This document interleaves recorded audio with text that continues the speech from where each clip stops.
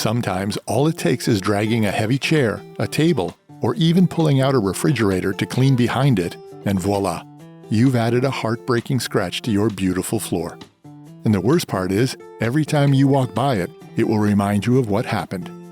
And repairing or replacing floors can be costly and time-consuming.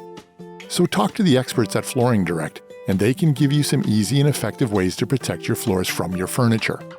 From selecting tough, scratch and dent-resistant flooring materials, to choosing the specific protective accessory that works best with your particular floor, our flooring experts can help you make the right decision.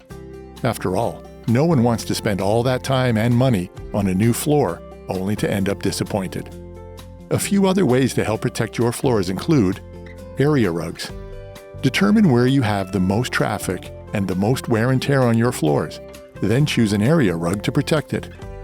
Purpose-specific mats. A desk chair rolls easily on a plastic mat made for that purpose, and it can also protect against scuff marks. And don't forget outside. The best way to keep your floors clean is to make sure the dirt stays outdoors. A good quality doormat can encourage everyone to clean the bottom of their shoes before coming inside.